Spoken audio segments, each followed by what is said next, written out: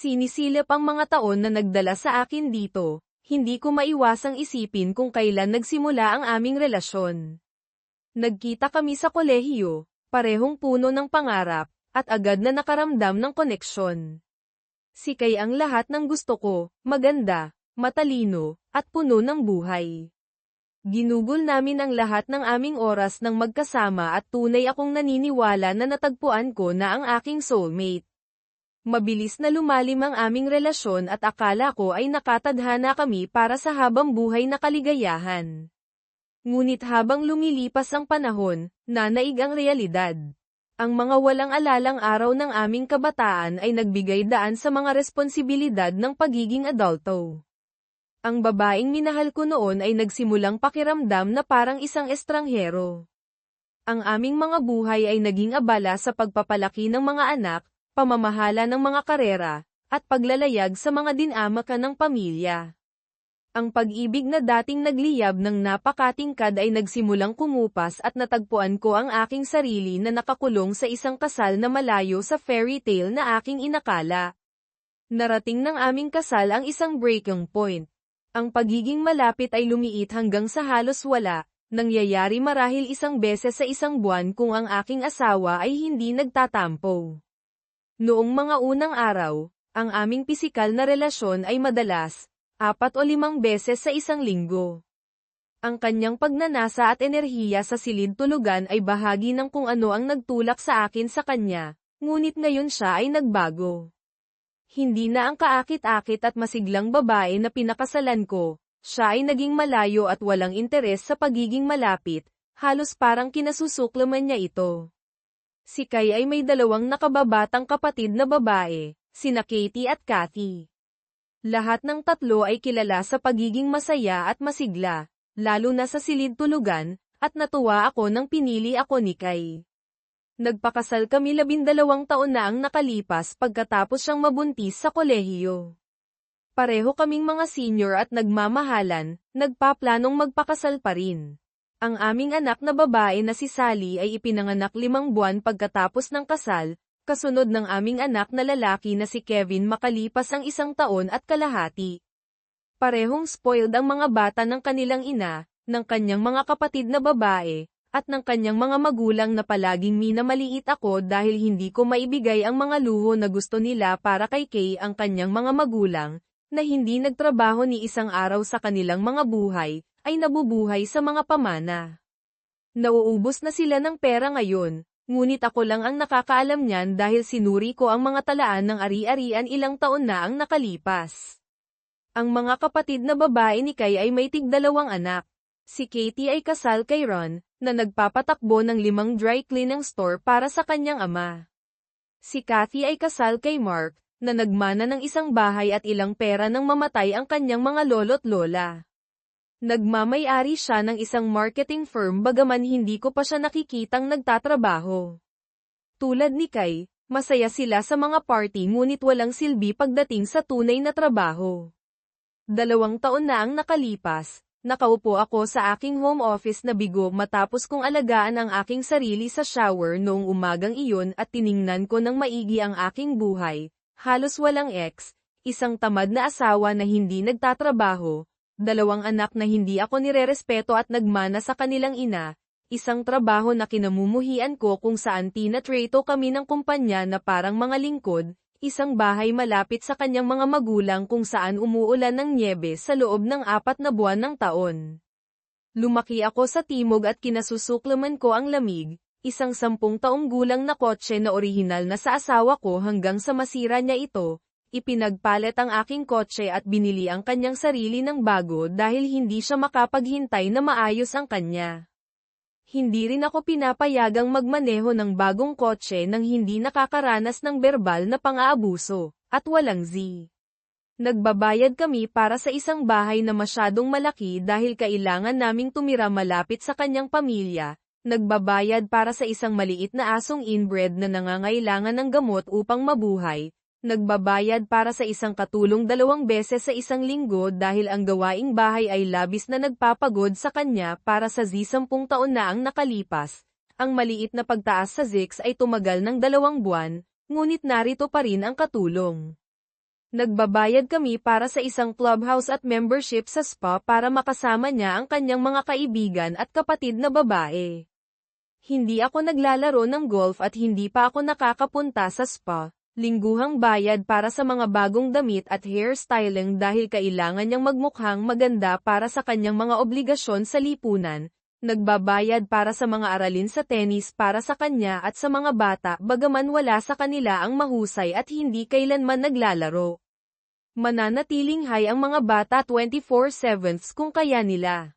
Nagbabakasyon kami ng 3 beses sa isang taon, isa sa taglamig kasama ang kanyang pamilya para sa skiing na hindi ko ginagawa dahil sa isang masamang tuhod, isa sa tagsibol sa isang malaking lungsod para sa pamimili, at isa sa tag-init sa isang biyahe sa beach na hindi man lang ako iniimbitahan.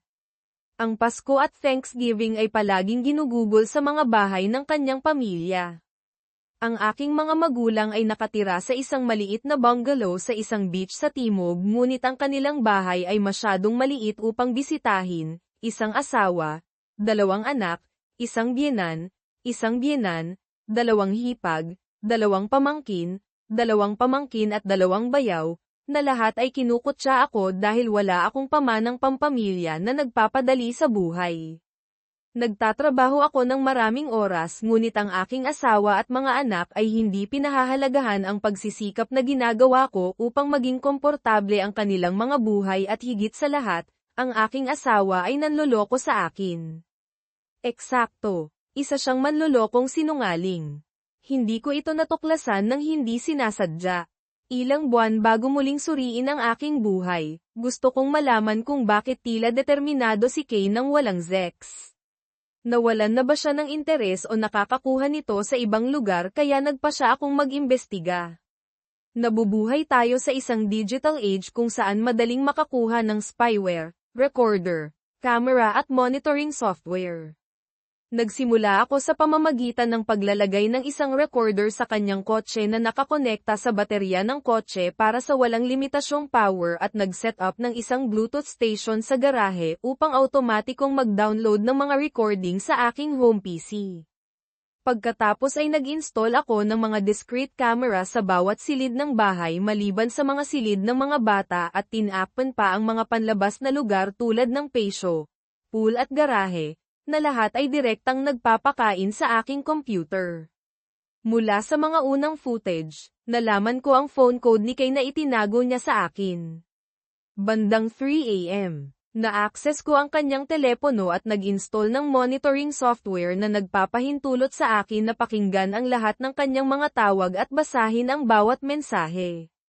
In-upgrade ko rin ang aming home internet sa business class na nagpapahintulot sa remote access sa aking home PC mula sa aking telepono. Makalipas ang 2 linggo, pagkatapos matulog ang lahat, umupo ako sa aking opisina at nakinig sa isang recording mula sa kanyang kotse. Narinig kong sinabi ni Kay, "Pwede ka bang makipagkita sa Huwebes sa bahay ko? 10 works for me. I can't wait to ride you hard." Ako rin babe. Love you. Tumama iyon sa akin na parang 1 toneladang bricks. Agad kong pinatay ang aking computer at ipinasyal ang aso, kumukulo sa galit. Handa ako para sa pinakamasama ngunit ang marinig iyon ay nagpabigat pa rin sa akin. Gayunpaman, napagtanto ko na hindi ako malungkot, galit lang. Kinabukasan, hinarap ko ang realidad ng aking buhay. Isang nanlolokong asawa at isang buhay na puno ng one-sided commitments. Kailangan kong makalabas sa bangungot na ito. Una, kailangan kong tukuyin ang lalaki at mangalap ng matibay na ebidensya. Napagtanto ko na walang mga nauugnay na pag-uusap sa telepono ni Kay. Siguro mayroon siyang isa pa. Pagkatapos magtrabaho ng late, hinalughog ko ang kanyang kotse at natagpuan ang nakatagong telepono sa air vent ng front console na sinigurado ng Velcro. Ginamit ko ang parehong code gaya ng kanyang pangunahing telepono, nag-install ng monitoring software at ibinalik ang lahat sa dati. Pagkatapos ay ni-review ko ang mga resulta, 2 taon na halaga ng mga tinanggal ngunit mababawi na mga text. Ang natuklasan ko ay nakakagulat. Ibinunyag ng mga mensahe na inihahambing ni Kay at ng kanyang mga kapatid na babae ang performance ng kanilang mga lover at pinag-usapan pa ang pananakit sa mga partner. Ang pinakabagong affair ng aking asawa ay sa soccer coach ng aming anak na babae. Habol ni Katie ang isang grocery boy ngunit binalaan siya ni Kay at ni Kathy na off-limits ang mga hindi kasal na lalaki. Ang kanilang ina ay mayroon pang mga panuntunan para sa panloloko. Natutulog si Kathy sa isang mekaniko na nakasama na sa lahat ng 3 kapatid na babae at ang kanilang ina ang nauna sa kanya. Nakatulog na rin si Kay Ron at Mark ngunit paminsan-minsan lang bagaman hinihikayat siya ng kanyang mga kapatid na babae na panatilihin silang nasa linya. Alam kong kailangan ko ng exit strategy. Noong sumunod na linggo, nagpanggap akong walang alam habang nagsisimula ng mga argumento tungkol sa mga gawaing bahay na humantong sa kanya upang sumagot sa akin. Gumawa ako ng metal note upang simulan muli ang mga away paminsan-minsan at lumipat sa guest room. Makalipas ang 1 linggo, mayroon na akong plano. Gusto kong makalabas sa kasal, makalabas sa aking trabaho, lahat ng pera, walang alimony at ayaw ko sa mga bata dahil sinira niya sila. Gusto kong saktan ang aking mga biyenan at pahirapan si Kay sa pag-iisip hanggat maaari. Sa huli, gusto kong magsimulang muli at bumuo ng isang tunay na pamilya. Napagtanto ko na naging handal ako. Hindi, pinahahalagahan ni Kay o ng kanyang pamilya ang isang masipag at debotong asawa. Ang kanyang mga magulang, kapatid na babae, at ang kanilang mga asawa ay mga toxic at narcissistic na tao na nagmamalasakit lamang sa pagkuha ng gusto nila. Nagsimula akong bumuo ng isang plano upang maghiwalay ang kanyang mga kapatid na babae at gamitin ang aking mga biyenan sa aking kalamangan. Oras na upang kontrolin. Noong nasa bahay ako ni Katie para sa hapunan, palihim akong kumuha ng close-up na mga larawan ng isang alarm clock, 2 wall clock at isang smoke detector. Sa bahay ni Kathy, ginawa ko rin ang parehong sa 2 alarm clock, 2 wall clock at isang doorbell cup. Sa bahay ni Mama, kumuha ako ng larawan ng isang alarm clock. Napalitan ko na ang lahat ng smoke detector sa bahay ng mga mas bagong modelo noong 1 taon, pangunahin upang pigilan si Kay sa pagrereklamo. Ang pinakamahirap na bahagi ay ang paghahanap ng isang katugmang doorbell cover ngunit dumating ang eBay. Pagkatapos mag-install ng mga kamera sa bawat bahay, nag-host ako ng isang pool party at inanyayahan ang lahat. Habang lumalangoy sila, hiniram ko ang kanilang mga susi ng bahay at nag-install ng monitoring software sa kanilang mga telepono na alam ang kanilang mga lock code mula sa mga nakaraang recording. Sa panahon ng party, hindi ko sinasadyang nabitawan ang isang bag ng yelo. Sumagot si Katie, "Are you completely useless? Go get more ice." Nagpaumanhin ako at umalis. Sa daan, huminto ako sa mga bahay ni Mama, Kathy at Katie para gumawa ng ilang replacements. Nag-install ako ng mga wireless box sa kanilang mga atap pagkatapos kumonekta sa kanilang mga network. Kinopya ko rin ang kanilang mga susi ng bahay, kumuha ng ilang yelo at bumalik. Pagbalik ko, sarkastikong sinabi ni Kathy na nagtagal ka pa. Gumawa ako ng isang kwento tungkol sa isang flat tire. Walang nagpasalamat sa akin o nagpakita ng anumang simpatiya. Pagkalipas ng 2 araw, mayroon akong video proof ni Kathy kasama ang mekanikong iyon. Nagmamadali silang pumasok sa loob na nag-iiwan ng isang trail ng damit mula sa pintuan hanggang sa silid tulugan, walang foreplay diretso lang sa aksyon. Pagkatapos, sinabi niya na kailangan niyang umalis bago maghinala ang kanyang asawa. Sinubukan ni Kathy na hikayatin siya sa isa pang round ngunit tumanggi siya na sinasabing kailangan niyang magtipid ng enerhiya para sa kanyang asawa.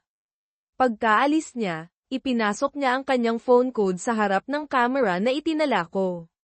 Noong sumunod na Huwebes, sumilip ako habang abala sila at nag-install ng monitoring software sa kanyang telepono na nasa kanyang pantalon sa sahig ng sala. Lumala ang mga bagay mula doon. Kinabukasan, natuklasan ko na ang lover ni Katie ay walang iba kundi ang kanyang tiyuhin at kasali rin ang kanyang tiyahin. Lahat ng tatlo ay naghubad at ang tiyahin na mukhang mahusay para sa kanyang edad ay sumali. Tiniis ko ang panonood nito na iniisip na mas gugustuhin kong panoorin ang National Geographic.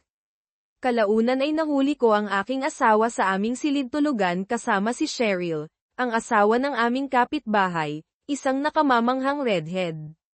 Naghalikan sila sa buong oras at nasarapan ako sa video na iyon. Pagkatapos ay naligo si Cheryl at umalis na naglalakad pa uwi na kitang-kitang nakabakaka. Pagkatapos ay dumating ang shocker. Pumasok sina Ron at Mark sa silid-tulugan ni Katie at naghubad. Napagtanto ko na hindi ko na gustong makipagkamay sa kanila pagkatapos ng nakita ko. Sa wakas, nireview ko ang footage mula sa bahay ng mga magulang ni Katie.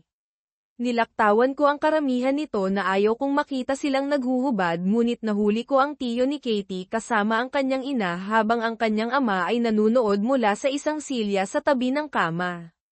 Pagkatapos, naglabas ang kanyang ina ng parang isang industrial jackhammer at nagtungo sa bayan.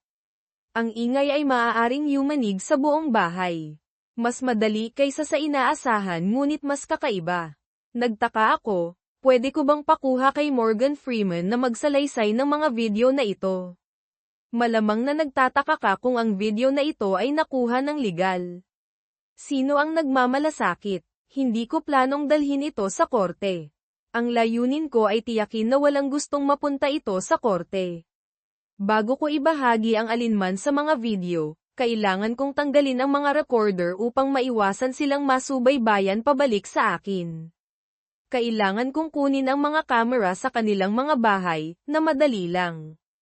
Nag-host ako ng isa pang pool party at aksidenteng nabitawan ang isang bag ng yelo. Tinukso ni Kay, "Nice job numbskull." Idinagdag ni Katie, "Does he even have any?" Nagbiro si Kathy, "Aren't they in your purse?" Nagtawanan silang lahat at maging ang anak kong si Sally ay bumulong, "Mom, why is he always so embarrassing?" Iminungkahi ni Ron na humingi ng tulong sa mabibigat na bagay sa susunod. Nagbiro si Mark, "We can have one of the girls help you next time." Ngumiswi ang anak kong si Kevin, "Man up dad." Nagtawanan silang lahat at sinabi ni Kate, na kumuha pa ako ng yelo. Sumali ang mga magulang ni Katie at sinabihan akong magmadali dahil umiinit na ang mga inumin nila. Karaniwan, ngunit ito ang unang pagkakataon na kinutya ako ng siyam sa kanila ng sabay-sabay. Sinamantala ko ang dahilan para umalis, kinuha ang mga alarm clock at pinalitan ang mga iyon ng mga bagong camera sa loob ng panahon na kinailangan para kumuha ng bagong bag ng yelo. Una, ipinadala ko ang video ni Kathy kasama ang mekaniko kay Kathy at Mark. Pagkatapos ay ipinadala ko ang video ni Katie kasama ang kanyang tiyahin at tiyuhin kay Katie at Ron kasama ang mensaheng, "You shouldn't mess with another woman's husband." Sumabog ba ang lahat? Hindi eksakto. Nagreklamo ang mga kapatid na babae sa kanilang ina, na namagitan sa karaniwang, "for the sake of the children," na linya. Isa lang itong pagkakamali. Ikaw lang ang mahal niya. Pakiusap niya. Ngunit ang huling dagok ay dumating nang sabihin ng kanilang ina sa bawat manugang na lalaki ng pribado, "You're our favorite and we plan to leave all our inheritance to you and our daughter." Akala ng bawat isa sa kanila ay siya ang napili.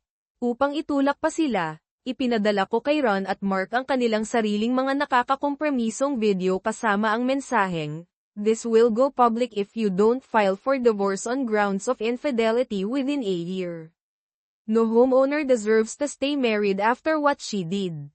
Nang nagrereklamo sina Ron at Mark tungkol sa kanilang mga asawa nang hindi binabanggit ang panloloko, casual kong sinabi sa kanila, "I think the in-laws are broke. I heard they have a second mortgage, no properties left, no savings and no social security. They never worked so this adds up." Iyon ang huling dayami. Nagsampa sina Ron at Mark ng divorce sa grounds of infidelity sa loob ng isang linggo gamit ang parehong abogado. Nasira ang puso ng aking mga biyenan nang malaman nila kung gaano kayaman sina Ron at Mark. Lumalabas na hindi pala big shot si Ron. Manager lang siya sa dry cleaners ng kanyang ama na nakatira sa isang bahay na pagmamay-ari ng kanyang ama bilang regalo sa kasal na parehong kotse ay company car. Hindi gaanong mas maganda si Mark. Mayroon siyang maliit na inheritance at trust fund mula sa kanyang lolo na akala niya ay ligtas sa diborsyo, ngunit dahil iyon ang tanging pinagkukunan ng kita para sa sambahayan, hinati iyon sa diborsyo. Ginagamit nila ang lahat ng kanilang savings sa mga abogado at nauwi si Mark sa isang katlo ng trust fund habang si Kathy ay nakakuha ng 2/3. Hindi gaanong iyon. Para sa kanilang bahay, akala ng lahat na pagmamay-ari ni Mark iyon, ngunit sa katunayan, iyon ay sa kanyang mga magulang. Sinabi niya sa lahat na binili niya iyon sa kanila nang magretiro sila, ngunit sa kanila pa rin iyon. Talaga namang itinakwil ng mga magulang ni Mark siya at pinatira siya sa bahay sa kondisyon na lumayo siya sa kanilang mga buhay magpakailanman. Sinubukan ni Kathy na hikayatin silang hayaan siyang manatili at ang mga bata, ngunit sinira iyon ng aking biyenan sa pamamagitan ng pagbabanta na Aidmanda ang tatay ni Mark kung hindi niya sila patitirahin doon ng libre. Sinabi niya sa kanya, "You can buy the house and gift it to your daughter," at binaba ang telepono. Ipinagbili ang bahay 2 araw pagkatapos. Hindi kailanman nagmamay-ari si Mark ng marketing firm. Sa katunayan, tinanggal siya sa kanyang unang trabaho pagkatapos ng kolehiyo dahil sa sexual maltreatment.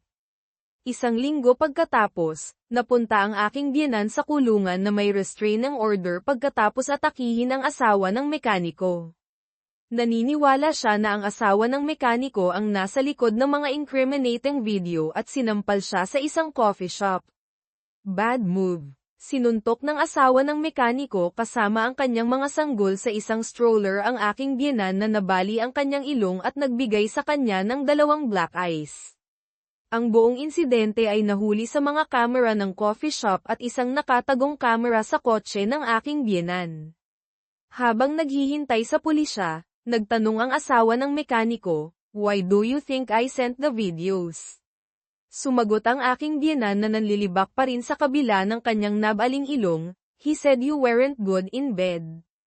Did you really think you could keep him all to yourself when we were more than willing to share?" Nagpa siya akong tulungan ng asawa ng mekaniko sa pamamagitan ng pagpapadala sa kanya ng video ni Kathy kasama ang mekaniko kasama ang kanyang mga trophy pic at cheating texts. Diborsyado ang mekaniko sa loob ng 3 buwan. Sa isang pagtitipon ng pamilya, parehong lasing na nagreklamo sina Ron at Mark sa akin tungkol sa kanilang mga diborsyo. Inamin ni Mark na pinakasalan niya si Kathy sa pag-asang mayaman ang kanyang mga magulang at na ito ay magkakasundo sa kanyang ama. Ngayon halos wala na siya dahil karamihan sa kanyang trust fund ay napunta sa kanyang ex-wife. Ibinunyag ni Ron na pinakasalan niya si Katie sa pag-asang manahin ang mga dry cleaning business ng kanyang ama, ngunit sa halip ay natigil siya sa pamamahala ng isang tindahan na nawalan ng pera. Mas masahol pa, buntis ang bagong asawa ng kanyang ama na nagpaduda kay Ron na may mamana pa siya. Lumalabas na ang mga kapatid na babae ay masyadong nakatuon sa pagpapakasal sa kayamanan upang mapagtanto na ang kanilang mga asawa ay hindi kasenrich gaya ng inaakala nila. Ang mga gold digger ay nilinlang ng mga gold digger. Parehong nagbalik sa bahay ng kanilang mga magulang ang mga anak na babae na kinasusuklaman ang pagkakaroon sa kanila at sa kanilang mga anak. Kahit ang aking biyenan ay hindi pumayag na pag-usapan si Ron o Mark sa bahay.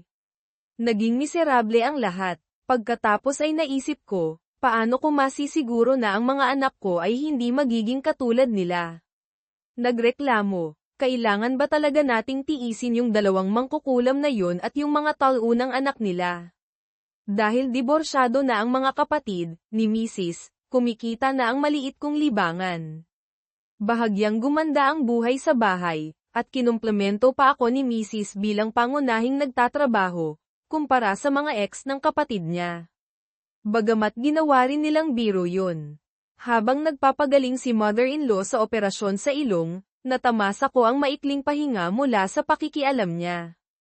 Gumaling ang ilong niya, at kapansin-pansing lumaki, na isang maliit na tagumpay para sa akin. Samantala, mas lumaki ang sama ng loob ko sa boss ko, si John, na naging sakim at makasariling inutil habang lumalaki ang kumpanya. Ang mga bonus namin ay lumiit mula $116,000 hanggang sa wala pang 2,000. Kumikita ako ng mas kaunti bawat taon dahil sa implasyon at tumataas na gastos. Dahil naging epektibo ang libangan kong pagmamanman, pinalawak ko ito sa opisina ni John, sa bahay niya, at sa apartment ng sekretarya niyang si Sasha.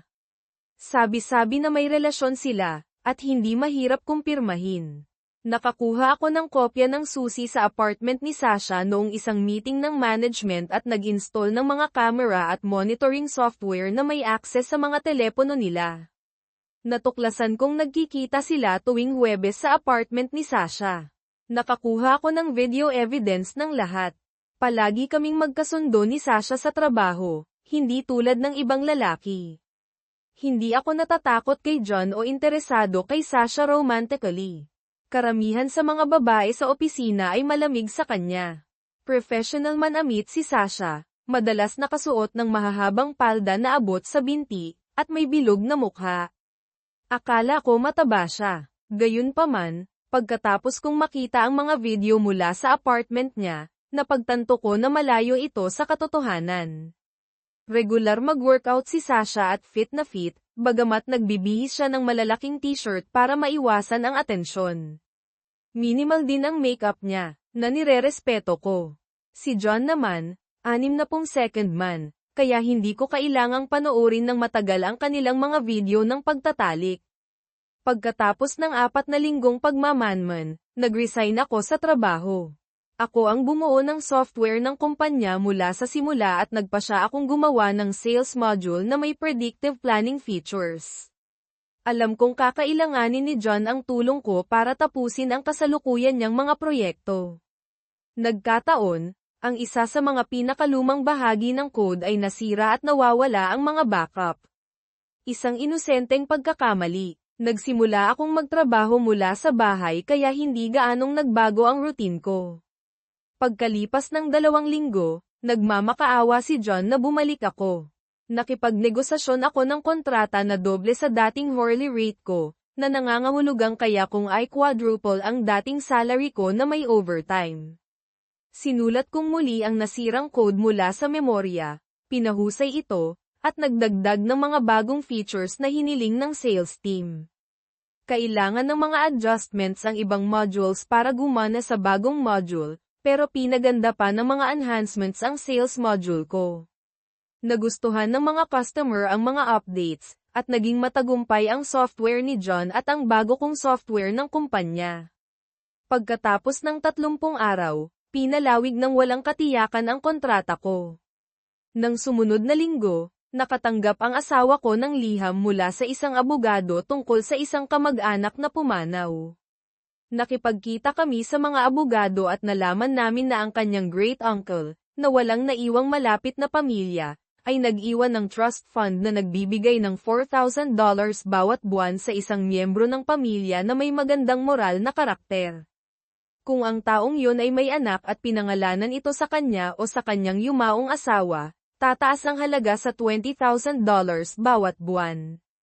Dahil hindi kasama ang 2 kapatid ni Kay dahil sa nakaraan nilang pag-uugali, nilapitan siya ng mga abogado. Nilagdaan namin ang mga papeles at natanggap ang unang tseke namin. Tuwang-tuwa si Kay at walang tigil magsalita pa uwi tungkol sa pagtigil sa birth control at pagkakaroon ng isa pang baby para masiguro ang mas malaking payout. Pagdating sa bahay, sinabi ko sa kanya na kailangan naming mag-usap. Masyado siyang masaya para mapansin ang seryoso kong tono. Sa kusina, kinailangan kong sabihin sa kanya na tumigil siya sa pagte-text. Ipinagtapat ko na nag-resign ako sa trabaho ko 1 taon na ang nakakaraan at hindi naganap ang mga bagay ayon sa plano. Ano? Ngayon mo lang sinasabi sa akin, bulalas niya. Sinimulan ko ang sarili kong software company. Gumagana ito, pero mas matagal kaysa sa inaasahan. Well, hindi na yun mahalaga ngayon, sagot niya nang hindi nagbibigay halaga. Marami tayong pera at mas marami pang darating. Tumalon siya para halikan ako, pero pinigilan ko siya. Hinding-hindi nakita ko ulamin, sabi ko. Namula siya sa galit. Anong sinabi mo? Hinding-hindi nakita sisipingan, sigaw niya. Sino sa tingin mo ang sarili mo? Kalmado kong kinuha ang phone ko at pinakita sa kanya ang isang video.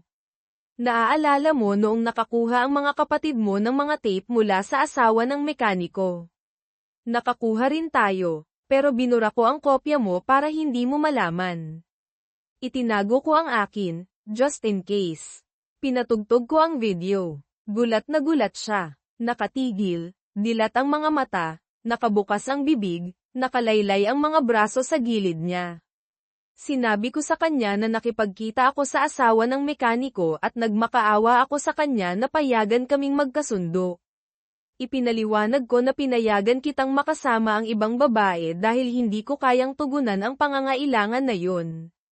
Sa maikling sandali, nakita ko ang bahagyang awa sa mga mata ng asawa ko, pero mabilis itong nawala, pinalitan ng mapanlinlang na tingin. Nasa nakaraan na yun. Anong ibig mong sabihin na hindi mo na ako sisipingan? Tanong niya. Sumigaw ako, hindi tayo nagtatalik sa loob ng mahigit 1 taon. Bakit ako magsisimula ngayon? Naguluhan si Kay at sinabing, dahil sa pera, mahal. Malaki ang $20,000 bawat buwan. Huwag kang magalit sa akin. Nai-stress ako, pero tapos na yun ngayon. Pakiusap, mag-focus tayo sa future natin at sa pagkakaroon ng bagong baby. Hindi, sagot ko. Hinarap mo ako ng kakilakilabot simula nang magpakasal tayo. Nagbago agad ang tono niya. Makinig ka, walang kwentang basura. Magtatalik tayo at gagawa ng baby o hihiwalayan kita. Nakuha mo, banta niya, dinuduro ako. Tinitigan ko lang siya. At hindi ko rin ibabahagi ang $4,000 bawat buwan, dagdag niya, sinusubukang magtunog matigas. Relaxed ako at kalmadong sinabing, ayos lang sa akin. Magfa-file ako ng divorce dahil sa infidelity. Pwede mo bang ibigay sa akin ang number ng abogado na nakilala natin? Mukhang competent sila. Sigurado akong makakahanap ako ng magaling na divorce lawyer sa kanila. Kalmadong umupo si Kay. Napagtanto na ako ang may hawak ng sitwasyon. Sinabi niya ng mas mahina, sex lang yun.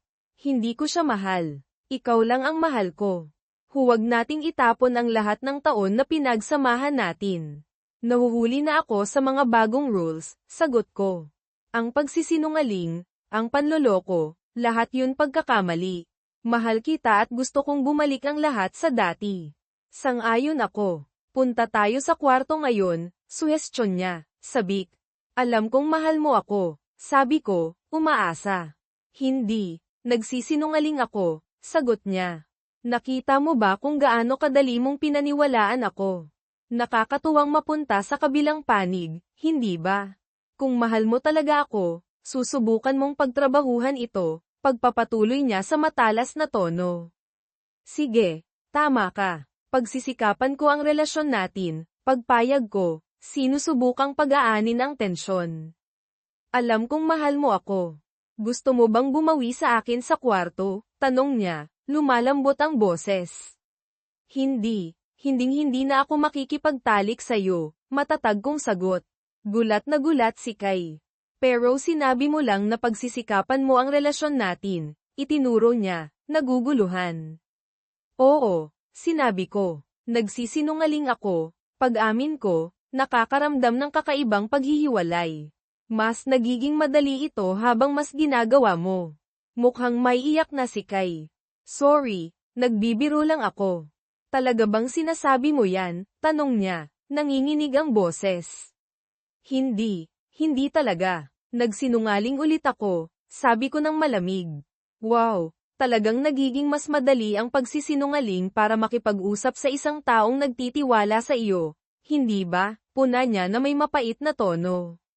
Nagsisinungaling din ako. Bilyonaryo ang mga magulang ko at hinding-hindi na namin kailangang mag-alala tungkol sa pera.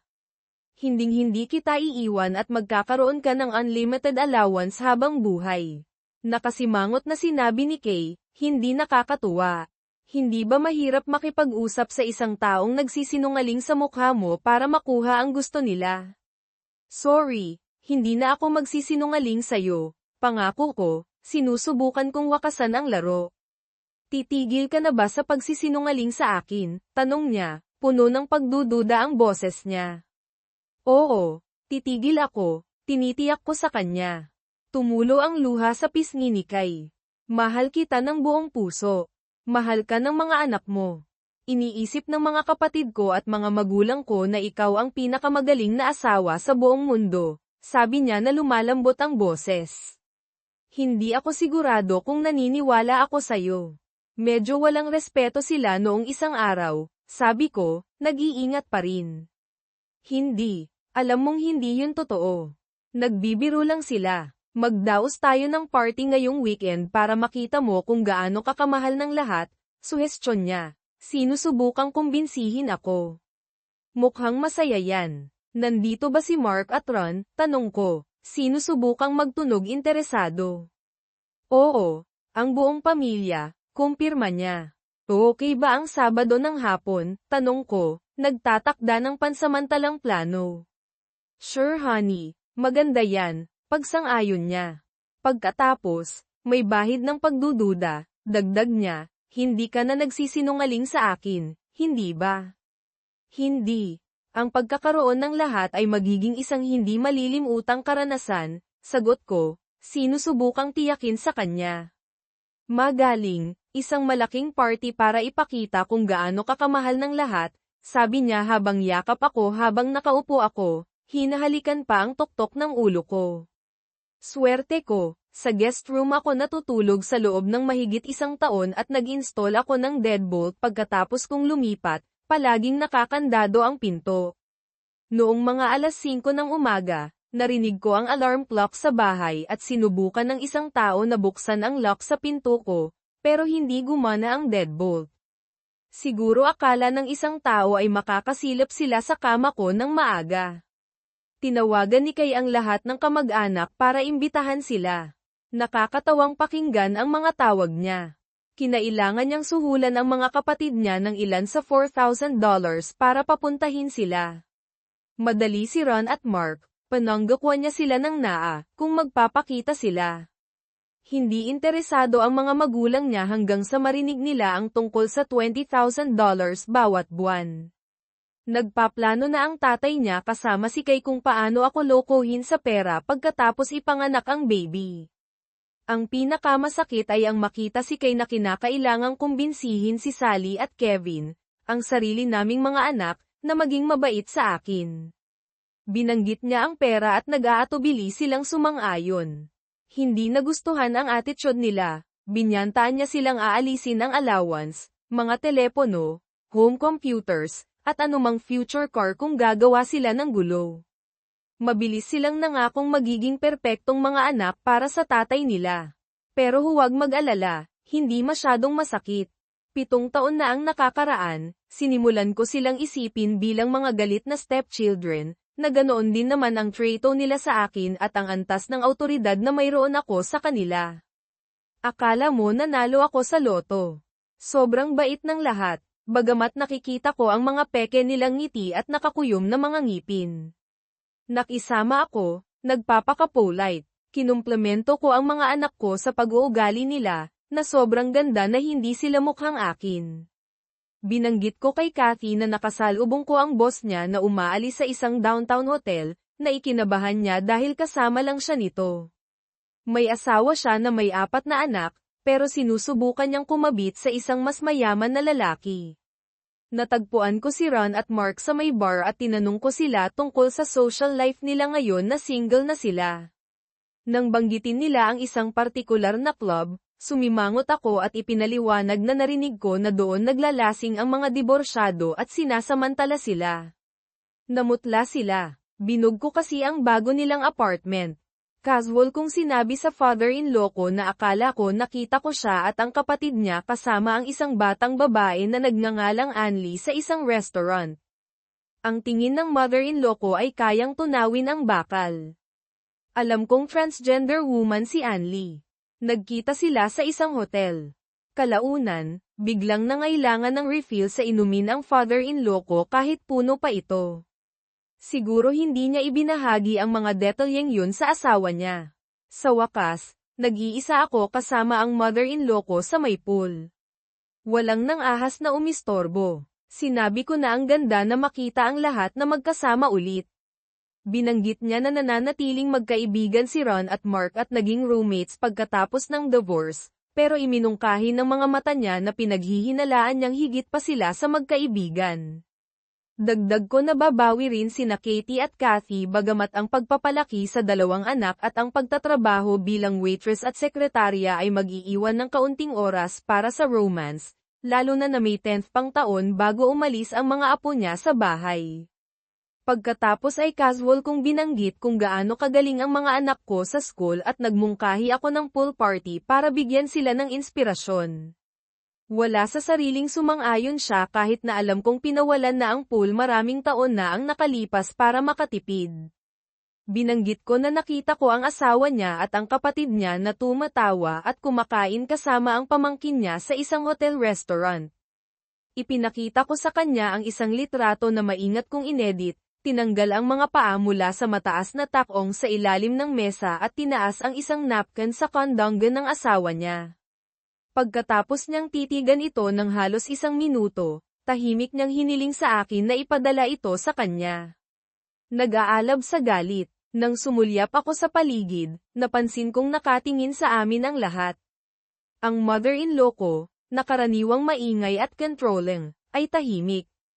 Unang beses sa buhay niya. Kaya siguro sinabi sa'yo ni Kay ang tungkol sa maliit niyang windfall, sabi ko. Oo. Isang magandang pagkakataon para sa inyong dalawa na umasenso. Dapat ninyong isaalang-alang ang pagkakaroon ng isa pang baby para masiguro ang financial future ninyo, lalo na sa sitwasyon ng trabaho mo, sagot ng mother-in-law ko na may mapanlinlang na tingin sa mga mata niya. Well, nagkaroon kami ni Kay ng ilang marital issues. Titingnan namin kung makakalampas kami sa kanila. Mahal ka niya at malaking pera yun. Sabi niya na halos naglalaway sa pag-iisip. Sana hikayatin mo siyang gawin ang lahat para gumana ang kasal natin, sagot ko na may ngisi. Dagdag niya, huwag kang magtagal. May iba pa siyang options. Sumandal ako. Ibang options. Well, hindi makakatulong ang mga kapatid niya. Wala sa table ang infidelity para sa kanila. Kung susubukan akong hiwalayan ni Kay, magdedemanda ako dahil sa infidelity. May ebidensya ako. Kung magbuntis siya sa ibang tao, ipapakita ng DNA test yun. At nasigurado ko na ang isang abogado na may lahat ng ebidensya just in case may mangyari sa akin. Anumang demanda ay magpuputol ng anumang pera na mapupunta sa plaintiff. Kaya ano ang iba pang mga options na ito? Hindi nakapagsalita ang mother-in-law ko. Nakabukas ang bibig niya sa gulat. Nakatingin sa amin ang lahat sa party, naguguluhan. Nginitian ko siya, pinapanood siyang magpumilit para magsalita. Sa wakas, tanong niya, pwede mo ba akong ikuha ng isa pang soda? Kinuha ko ang baso niya at nagpunta sa kusina. Mula sa lababo, pinanood ko siyang balisa na makipag-usap sa asawa niya at mga anak niya, halatang halata na nabalisa siya. Lumingon silang lahat para tingnan ako nang mapansin nilang nakatingin siya. Bigla niyang hinawakan ang kamay ng asawa niya at pinalabas ito sa bakuran sa pamamagitan ng side gate nang walang sinasabi. Pagkatapos, nagwala ang tatlong magkakapatid papasok sa bahay, sinisisi ako dahil nabalisa ang nanay nila, paulit-ulit na tinatanong kung ano ang sinabi ko. Simula noon, hindi na nakipag-usap ng direkta sa akin ang mother-in-law ko. Sunod, ibinaling ko ang atensyon ko kay Sasha. Nakatayo ng 5, 8, isa siyang diborsyada na niloko ng asawa niya. Sinuri ko ang mga court documents at ang mga findings ng PAI niya. Sa una, hindi ko isinaalang-alang si Sasha sa mga plano ko pero pagkatapos kong marinig siyang ipahayag ang pagkamuhi kay John at pagkabigo sa kung ano siya naging, napagtanto ko ang potensyal niya bilang salesperson para sa bago kong kumpanya. Anumang babae na nagsisikap na maliitin ang ganoong kagandang figure ay isang taong gusto kong makilala ng mas mabuti. Kumuha ako ng mga litrato ng boss kong si John at si Sasha na magkaakbay na lumalabas sa isang downtown hotel. Walang halikan, basta mukhang magkasintahan. Ayokong may makalabas na nakakahiya. Ipinadala ko ang mga litrato sa asawa ni John. Nang makauwi si John, hinarap siya ng asawa niya sa mga litrato at pinaalalahanan siya sa mga rules. Huwag sa bahay. Walang bata. Huwag sa publiko. Nakipagtalo si John pero kalaunan ay sumuko. Hindi siya madaling basagin kaya alam kong kailangan kong taasan ang stakes. Noong Lunes na yun, sinibak ni JN si Sasha. Naghihintay ako sa labas habang umaalis siya. Hi Sasha, anong mali? Tanong ko nang mapansin ang distress na ekspresyon niya. Halatang nabalisa, sumagot siya, wala. Sinibak lang ako. Hinabol ko siya. Sorry to hear that. Pwede ba tayong mag-usap? May gusto akong iparating sa'yo. Alok ko sinusubukang magtunog sympathetic. Tumigil si Sasha at tinitigan ako. Anong gusto mo? Tanong niya. Halata ang paghihinala sa boses niya. Gusto kong alukin ka ng trabaho, direktang sabi ko. Ginagawa ang ano? Tanong niya. Nagpakita ng interest. Sales sa software company ko. Paliwanag ko, pinanatili ang profesional kong tono. Hindi ko alam na may software company ka. Sandali, paano mo nalaman na sisibakin ako ngayon? Tanong niya, matalas gaya ng dati. Tiningnan ko siya sa mata. Sabihin na lang natin na binabantayan ko ng malapitan ang mga competition ko at ayokong palampasin ang talent. Sagot ko, inihahayag ang sapat lang para masiyahan ang curiosity niya. Magkano? Tanong niya, dumidiretso sa punto. Parehong salary plus 20% pero kakailanganin mong bayaran ang sarili mong apartment. Nakita ko ang lugar mo na nakalista sa mga libro ng kumpanya at ayokong may strings attached. Paglilinaw ko, inilalatag ang mga terms. Deal. Kailan ako magsisimula? Pagsang-ayon niya nang walang pag-aalinlangan. Nasa oras ka na. Sesunduan kita sa kanto para hindi ka makita ni JN. Siguro nanonood siya. Bilin ko, nagpaplano ng maaga. Lumayo ako at nang sumulyap ako pabalik, pinapakinggan niya ang opisina ni John. Sinundo ko siya at nagpunta kami sa bahay ko. Sa daan, sinabi ko sa kanya ang tungkol sa kasal ko. Nang banggitin ko na, hindi ako nakikipagtalik sa asawa ko sa loob ng 2 taon, tinanong ni Sasha kung nagbibiro ako. Hindi simula nang malaman kong nanloloko siya. Pagtatapat ko, mabigat ang boses ko sa bigat ng sitwasyon. Ipinaliwanag ko na malapit na akong mag-asawa pero kailangan ko ang tulong ni Kay para makuha ang kumpanya ko mula kay John. Hiniling ko kay Sasha na ilihim ito. Ngumiti siya ng mainit. Ang mga brown na mata na yon ay iba. Pagdating namin, nandun si Katie.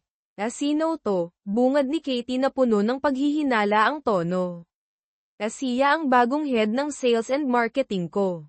Dito siya magtatrabaho sa ngayon. May problema ba, Katie? Ipinakilala ko si Sasha, nililinaw ang awtoridad ko. Walang problema, sagot ni Katie kahit nag-aatubili. Mukhang nagulat si Sasha sa bago niyang titulo pero ipinwesto ko siya sa desk sa tabi ng akin.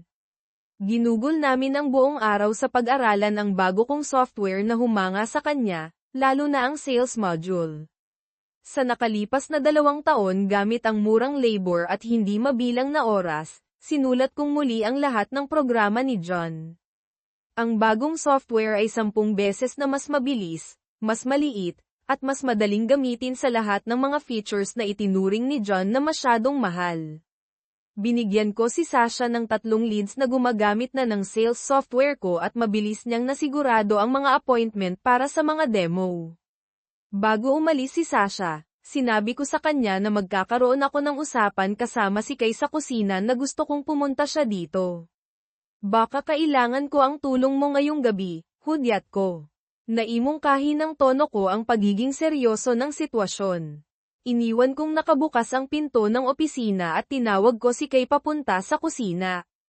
Kailangan nating mag-usap. Simula ko naghahanda para sa isang mahirap na usapan. Kay, hindi ako makikipagtalik sa'yo, blanko kong sinabi. Pero nagkakasundo na tayo, Protesta niya, nagulat sa biglaan kong sinabi. Kailangan ko ikaw at ang mga kapatid mo na makipagtalik sa isang tao, sabi ko, dumidiretso sa punto. Ano? Hindi kami mga hooker na kaya mong utusan, bulyo niya na tumataas ang boses sa galit.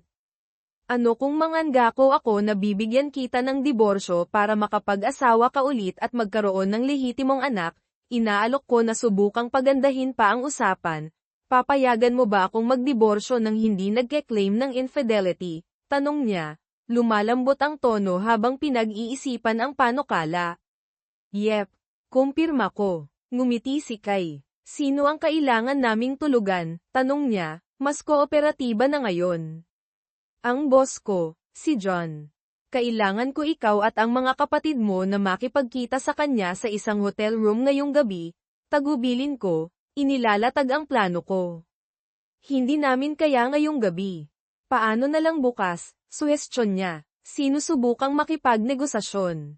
Hindi. Dapat ngayong gabi. Kakadump lang niya sa girlfriend niya at maghahanap siya ng rebound. Paggiit ko, matatag ang boses ko. Okay. Pero sino ang magbabantay sa mga bata? Tanong niya, praktikal pa rin gaya ng dati. Si Sasha at ako, paniniguro ko sa kanya. Nag-alangan si Kay, malapit nang magtanong tungkol kay Sasha, pero mabilis akong naglabas ng bagong purse mula sa ilalim ng mesa. May regalo ako para sa'yo, sabi ko, sinusubukang ilihis ang atensyon niya. Itinuro ko ang ilang itim na buttons sa purse. Mga kamera ito. Siguraduhin mo lang na walang humaharang sa view, paliwanag ko, casual pero may layunin ang tono ko. Nag-alangan ulit si Kai. Hindi ako sigurado kung komportable akong ma-record. Pag-amin niya, may bahid ng pangamba ang boses niya. May mga linggo akong videos mo kasama ang iba't ibang lalaki, prank akong sinabi. Ang tape mo kasama si Ron at Mark ay mahigit 2 oras. May araw-araw akong footage mo at ni Cheryl sa kama natin. Huwag mong sabihin na nahihiya ka ngayon, dagdag ko, matatag ang boses ko, pinapaalala sa kanya ang hawak kong panakot. Tumingin si Kay na malungkot at nagtanong, may videos ka namin ni Ron, Mark, at Cheryl, halos pabulong ang boses niya, lumulubog ang bigat ng sitwasyon. Yep, at marami pang iba, kumpirma ko nang walang pag-aalinlangan. Kung gagawin ko ito, sisirain mo ba lahat ng recordings? Tanong niya, may bahid ng pag-asa sa boses niya. Oo, absolutely. Gawin mo ito para sa akin at wala na ang mga iyon, pangako ko, tinatatakan ang usapan. Ngumiti ulit si Kai, isang atubiling pagtanggap sa ekspresyon niya. Okay, let's do this. Pagsang-ayon niya, tumitining ang boses habang nagko-commit sa plano. Tinawagan ni Kay ang kapatid niya at ipinaliwanag ang plano.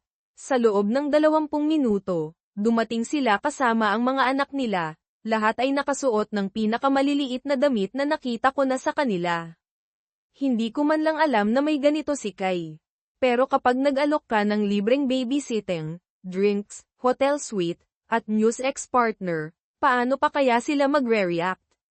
Nang nag-iisa na kasama ang mga kapatid sa porch, ipinakita ko sa kanila ang litrato ni JN at sinabi, gusto kong pagurin niyo siya. Ang sabik ng ngiti nila ay, nagsabi sa akin na handa sila para dito. Pagkaalis nila, pinatulog namin ni Sasha ang mga bata sa harap ng TV at pumunta sa opisina para bantayan ang sitwasyon. Sinimulan kong ipaliwanag ang iba pa sa plano ko kay Sasha, pero pinigil niya ako, sinasabing, hindi na kailangan. Sa nakikita at naririnig ko, karapat-dapat ni John kung anumang mangyari. Dumating ang mga kapatid sa lounge bago si JN at sinabi ko kay Kay na iwan ang purse niya sa mesa para makita ko sa pamamagitan ng mga kamera. Sa kalaunan ay dumating si JN pero kasama si Nancy mula sa trabaho. Nagmura si Sasha nang makita si Nancy. Hindi siya nag-aksaya ng oras, bulyo ni Sasha. Kumuha si Sasha ng litrato nila sa bar at ipinadala ito sa boyfriend ni Nancy na si Glenn, na may mabilis na tawag na nagpapahiwatig ng gulo. Sa loob ng ilang minuto, umiiyak at tumatakbo palabas si Nancy, nag-iwan kay John na naguguluhan. Pero nang sumigaw si Kay sa buong bar, kalimutan mo siya, mabilis na sumali si John sa mga kapatid sa kanilang mesa. Di nagtagal ay papunta na silang lahat sa isang hotel suite. Sa loob ng kwarto, mabilis na naghubad ang mga kapatid, sinundan ni JN, at sumampa silang lahat sa kama kung saan ang mga bagay-bagay ay umakyat sa isang magulong eksena. Pagkatapos ng 25 minuto, medyo na-turn on ako at tumingin kay Sasha na halata ring balisa. Humingi ako ng paumanhin at nag-alok na itigil ang panonood. Pero biglang tumakbo palabas ng kwarto si Sasha. Akala ko ay nasaktan ko siya, pero bumalik siya na nilock ang pinto sa likod niya at sinabing, tulog na ang mga bata. Kailangan kita. Pagkatapos ng 2 taon na walang sex, hindi ako tatanggi. Nag-hook up kami pagkatapos ay ipinagpatuloy ang panonood ng video. Baka aktwal nilang patayin siya sa sex, puna ko. Gandang paraan para mamatay. Karaniwan ay one and done guy si John. Nakita kong binigyan siya ni Kay ng 2 Viagra. Iniisip ko kung sapat ba siyang tanga para inumin pareho. Mula sa nakita namin, mukhang ginawa niya nga. Sa kalaunan ay sumilip kami ni Sasha sa guest room, sabay na naligo, at doon natulog. Gusto kong tanggapin ang kumpanya niya hanggat maaari. Nag-set kami ng alarm para magising bago ang mga bata para maiwasan ang anumang drama sa umaga. Sa umaga, nag-fast forward ako sa video na iyon. Pinanatiling abala ng mga kapatid si John sa loob ng mahigit 3 oras, tinatrato siya na parang isang human sex doll. Ipinakita ng ngiti niya na wala siyang pakialam. Gustong umalis ni Sasha pero kinumbinsi ko siyang manatili pa ng ilang oras at naghanda pa nga siya ng almusal para sa mga bata na humanga. Umalis si Sasha bandang 9:00 para magpalit ng damit. Bumalik si Kay at ang mga kapatid niya bandang 11:00, pagod pero nakangiti, habang si John ay mukhang pagod. Nagbigay ako ng karagdagang tagubilin kay Kay at pinatawag si JN para sa isang repeat performance. Sumang-ayon siya pero iginiit na isang Viagra lang ang iinumin niya sa pagkakataong ito. Nagsimula silang uminom sa suite bago dumating si John. Nang kumatok siya, binigyan siya ni Kay ng 2 Viagra, pero isa lang ang ininom niya. Pagkatapos ng ilang minuto, dumating si Ron at Mark, binati si John, at sumali sa kasiyahan. Tumigil ako sa panonood sa puntong iyon, mas gusto kong maghintay hanggang sa bumalik si Sasha. May mga client visit siya sa umaga kaya plano kong panoorin ang tape sa ibang araw kasama si Sasha. Kinabukasan, kasama pa rin ang mga kapatid sa hotel at ang mga bata sa school, nag-fast forward ako sa tape. Mukhang isang masamang European B-movie mula sa 70s, pero nakuha ko ang kailangan ko.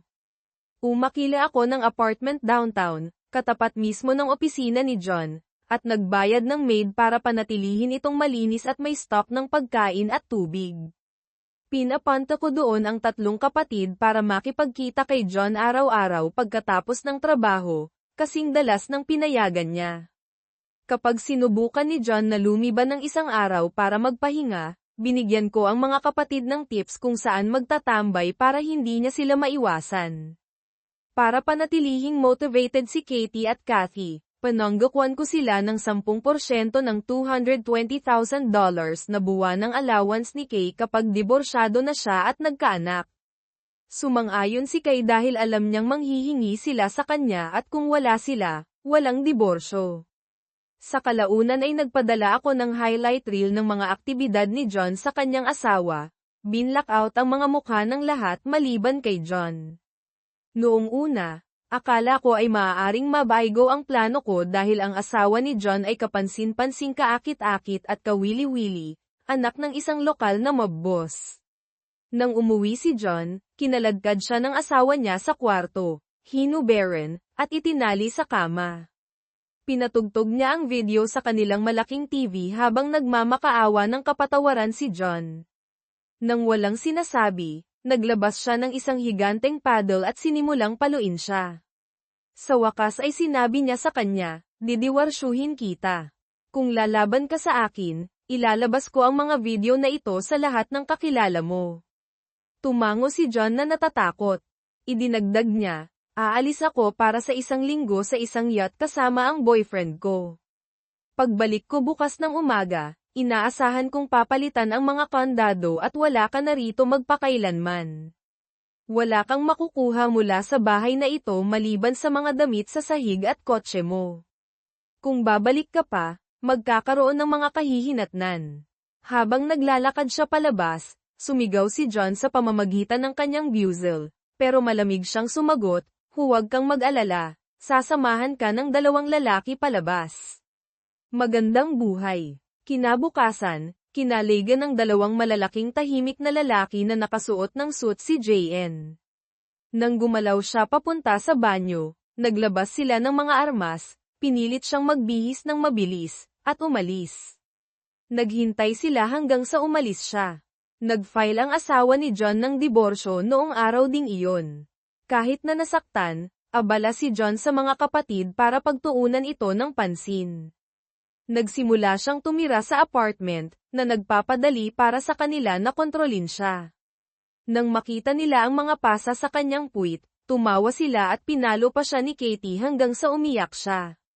I-freeze ng asawa ni John ang lahat ng kanilang mga account at di nagtagal ay nahirapan siyang bayaran ang kanyang mga empleyado, nawala ng 25% ng kanyang negosyo sa isang bagong kakumpetensya. Hindi nakatulong na tinawagan ko ang 3 pangunahing tao sa kumpanya ni John, na nagpapahiwatig na maaaring hindi mangyari ang payroll at nag-alok sa kanila ng mga trabaho. Hindi sila nag-commit kaagad pero iniwan ko ang pinto na nakabukas. Pagkaraan ng ilang araw, sinubukan ni John na i-access ang kanyang garahe pero natuklasan niya na nakalock ito. Tinext ko siya, sinabi ko sa iyo na tanging ang iyong mga damit at kotse. Naniniwala na ang kanyang asawa ang nasa likod ng leaked video. Nagulat siya nang kumalat ang isang tape niya kasama sina Ron at Mark sa buong industriya sa pamamagitan ng isang anonymous tip sa isang malaking kakumpetensya. Sa loob ng 1 linggo, tumawag pabalik ang 3 pangunahing empleyado, tinatanggap ang aking alok. Sa nawasak na reputasyon ni John, hirap sa pananalapi ang kanyang kumpanya, at nakabinbing diborsyo, nagawa kong makuha ang 70% ng kanyang mga kliyente sa loob ng 60 araw. Nag-shutdown ang kanyang kumpanya 2 araw pagkatapos na maaprobahan ang kanyang diborsyo. Sa sandaling umunlad ang kumpanya ko, nag-file ako ng uncontested divorce at nagbayad para pabilisin ang proseso. Ibinigay ko kay Kay ang bahay, kahit hindi niya alam na kumuha ako ng pangalawang mortgage dito para pondohan ang aking startup, kalahati ng aming 88,000 na joint account, ang kanyang kotse, at wala nang iba pa. Nang hingi niya ang kalahating aking kumpanya, sinabi ko sa kanya na wala pa itong halaga sa papel at nagbanta na babaguhin ko ang gabatayan sa infidelity. Mabilis niyang nilagdaan ng amga papeles, malinaw na iniisip na, 88,000 na joint account, ang kanyang kotse, at wala nang iba pa. Nang hingin niya ang kalahati ng aking kumpanya, sinabi ko sa kanya na wala pa itong halaga sa papel at nagbanta na babaguhin ko ang mga batayan sa infidelity. Mabilis niyang nilagdaan ang mga papeles, malinaw na iniisip na, 88,000 na joint account, ang kanyang kotse, at wala nang iba pa. Nang hingi niya ang kalahating aking kumpanya, sinabi ko sa kanya na wala pa itong halaga sa papel at nagbanta na babaguhin ko ang gabatayan sa infidelity. Mabilis niyang nilagdaan ang amga papeles, malinaw na iniisip na, 220,000 a month, here I come. Nagdiborsyo kami 60 araw pagkatapos, ang araw pagkatapos na pakasalan ni Kay ang mekaniko, malamang na umaasa na mayaman at masisiyahan sa kanyang bagong buhay. Ginastos niya ang $8,000 at ang $20,000 mula sa kanyang mga magulang sa kasal. Di nagtagal pagkatapos ay nagbuntis siya. Sabi-sabi na sila ay pisikal na nakikipag-ugnayan kahit nasa kasal. 3 buwan pagkatapos, bumisita si Kay at ang kanyang ina sa mga abogado ng trust fund, umaasa na magsisimula na ang $20,000 buwanang pagbabayad. Nagulat sila nang malaman na ang mga trust fund ay naigawad na sa ibang kandidato. Kinailangan tawagan ng mga abogado ang pulis dahil sa pinsalang dulot sa panahon ng komprontasyon. Ang audio ay talagang nakakatawa.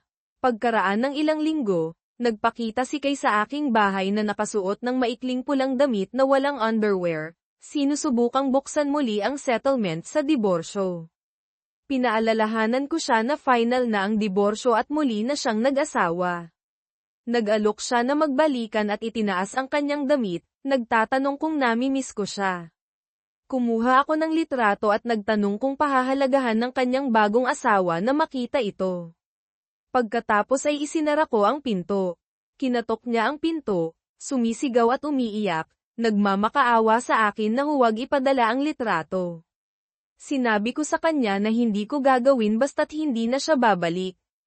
Ang kanyang huling salita ay, "Sorry, sinira ko ang kasal natin. Sana sapat ka na sa akin." Malinaw na nabubuhay siya sa isang delusyon. Sa kalaunan ay binitawan ko ang aking surveillance hobby. Sinisira ang lahat ng recordings. Nawala si John pagkatapos magsara ang kanyang kumpanya, kasama ang kanyang huling kilalang lokasyon sa San Francisco's Castro District. Muling nag-asawa ang kanyang asawa ng isang mas batang CEO at nagkaroon ng 3 anak sa kanya. Nagtapos ang sarili kong mga anak sa high school at napunta sa mga dead-end job. Humingi sila sa akin ng trabaho pero sinabi ko sa kanila na tawagan ako kung sakaling maging programmer sila. Ginagamit ni Ron at Mark ang kanilang kasikatan mula sa video sa isang ibang uri ng kasikatan, sa kalaunan ay nakipagkaibigan sa isang matagumpay na may-ari ng negosyo na naghahanap upang magretiro.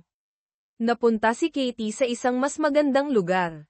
Siya at si Cheryl, na nagdiborsyo sa kanyang asawa, ay nagpakasal at mukhang tunay na masaya.